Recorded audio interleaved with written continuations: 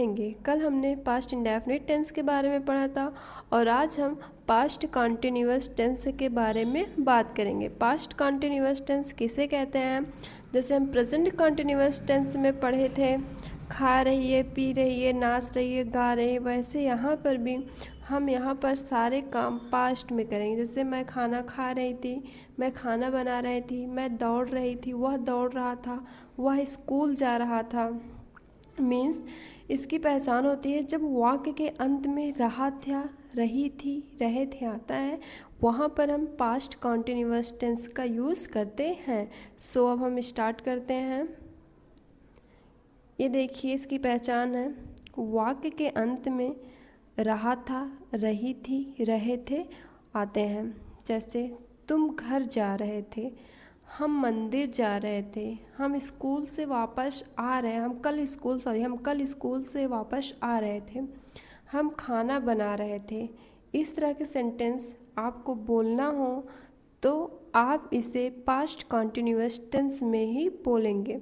इसका स्ट्रक्चर होगा subject, was and वर, मतलब ये इसकी हेल्पिंग वर्ब है एंड ये वर्ब की यहाँ पर फर्स्ट फॉर्म का यूज होगा, उसके साथ इसमें हम आईएनजी का यूज़ करेंगे।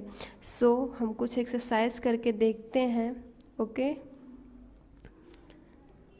पहले इसे देख लीजिए। Was, I, he, C, it, इनके साथ हमें वाज का यूज़ करना है, यू, वी, दे, एंड इनके साथ हमें वेयर का यूज़ करना है। अब सब लोगों को कुछ कन्फ्यूजन होगी क्योंकि आई प्लूरल सब्जेक्ट है, तो यहाँ पर क्या कर रहा है भाई? ये जब प्लूरल सब्जेक्ट है तो यहाँ क्या कर रहा है?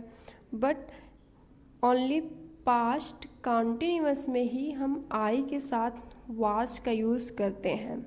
जैसे प्रेजेंट कॉन्टिन्यूअस में हम आई के साथ एर का यूज़ कर रहे थे, वहाँ पर प्लूरल सब्जेक्ट था, प्लूरल सब्जेक्ट के अकॉर्डिंग हम वहाँ पर प्लूरल वर्ब आर का यूज़ कर रहे थे। बट यहाँ पर आई के साथ हम वाज का यूज़ करेंगे। ठीक है, ये बात याद रखना, नहीं सोचो कि प्लूरल सब्जेक्ट है, प्लूरल सब्जेक्ट के अकॉर्डिंग हम यहाँ वेयर का यूज़ करते हैं। नहीं, आपको आई के साथ आपको वाज का यूज़ करना है। ओके, नेक्स्ट चलते हैं। जैसे अफर्मेटिव वाले वाक्य देखते हैं हम। अफर्मेटिव के सब्जेक्ट, इसका स्ट्रक्चर है सब्जेक्ट, वाज या वेयर का यूज़ करना है। सब्जेक्ट के अकॉर्डिंग आपको वेयर एंड वाज का यूज़ करना है। वर्ब की फर्स्ट फॉर्म प्लस ऑब्जेक्ट का यूज़ करना है। देखिए जैसे वह खेल रही थी, वह खेल रही थी। अब यहाँ पर देखिए रही थी, पास्ट कॉन्टिन्यूअस की पहचान क्या थी? वाक्य के अंत में रहा था, रही थी, रहे थे आ जाए तो वहाँ पर पास्ट कॉन्टिन्यूअस होगा। ठीक है, तो वह खेल रही थी, इसके लास्ट में रही थी आ गया तो यहाँ पर पास्ट कॉन्टिन्यूअस होगा। वह इंग्लिश खेल रही थी, सॉरी यहाँ पर ही ना होकर सी का यूज होगा, यहाँ पर सी का यूज होगा। खेल रही थी गर्ल है ना, तो यहाँ पर सी का यूज होगा। सॉरी, टाइपिंग मिस्टेक हो गया होगा। And she was playing, she was playing, she singular subject है, सिंगुलर सब्जेक्ट के अकॉर्डिंग हम सिंगुलर वर्ब का यूज़ करेंगे was. Play, play first form है वर्ब की, इसके साथ हमें आईएनजी का यूज़ करना है। नेक्स्ट कुछ एक्सरसाइज करके देखते हैं जिससे आप सब लोग को और अच्छे समझ में आ जाए। मैं खाना खा रहा था। अब यहाँ पर देखिए आई के साथ हमें इसमें वाज का यूज़ करना है। आई वॉज खाना खाने की, ईट उसमें आई वर्ब की फर्स्ट फॉर्म में आईएनजी जोड़ना है, eating the food. And next है वे क्रिकेट खेल रहे थे, वे पहले वे की इंग्लिश लिखे दे, प्लूरल सब्जेक्ट है, प्लूरल सब्जेक्ट के अकॉर्डिंग यहाँ पर वेयर का यूज होगा। They were playing cricket. Okay, they were playing cricket, वे क्रिकेट खेल रहे थे। अब नेक्स्ट चलते हैं निगेटिव पर।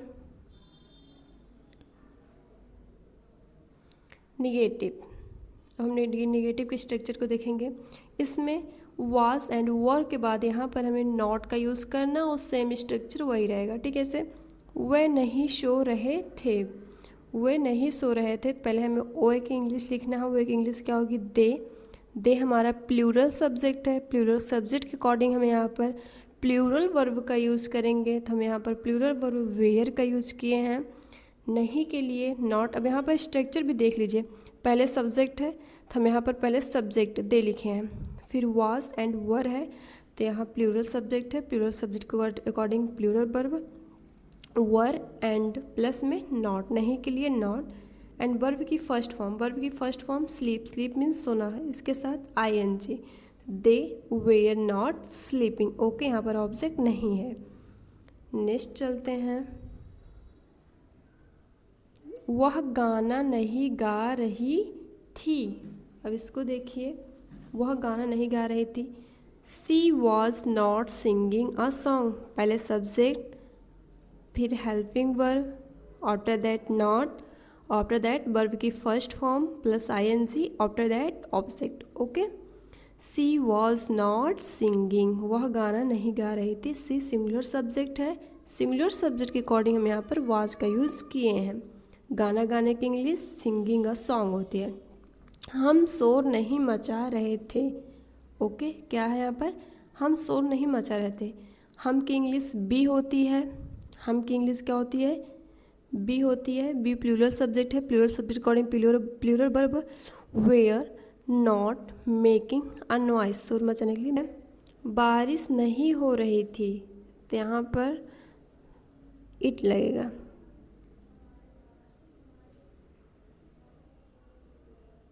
टाइपिंग करते वक्त थोड़ी मिस्टेक हो जाती है।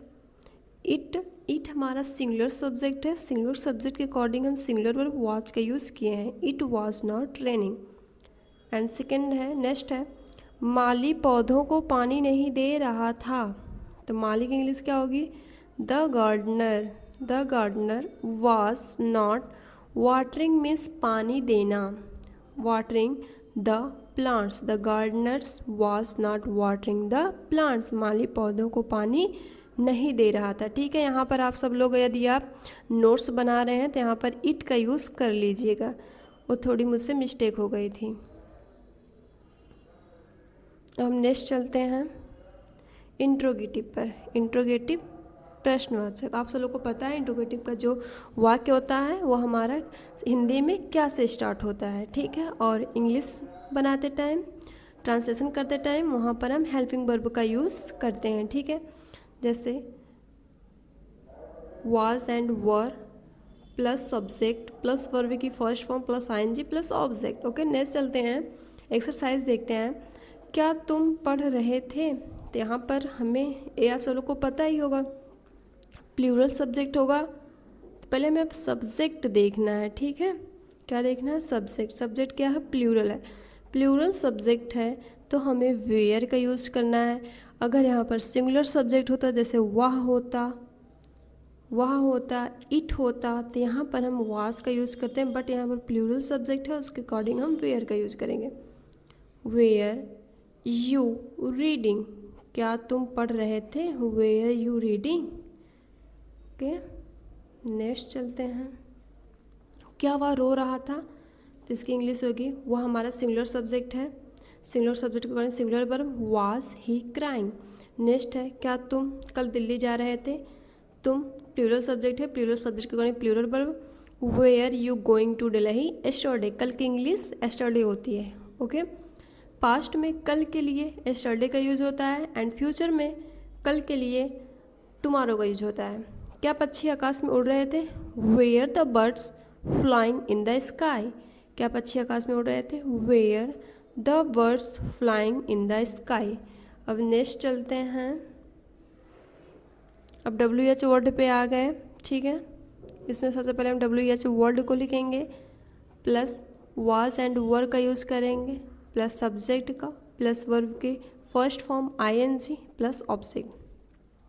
तुम क्या कर रहे थे? ठीक है, आप सब लोग पिछली वीडियो देखिए फिर आगे चलिए, जिससे आप सब लोगों को अच्छे से समझ में भी आए एंड आप सब लोगों की इंग्लिश धीरे धीरे इम्प्रूव हो जाए और आपकी स्पीकिंग में भी इसे आप बोलने की ट्राई कीजिए। एक दिन गलती होगी, 2 दिन गलती होगी, बट स्लोली स्लोली आपकी इंग्लिश इम्प्रूव हो जाएगी।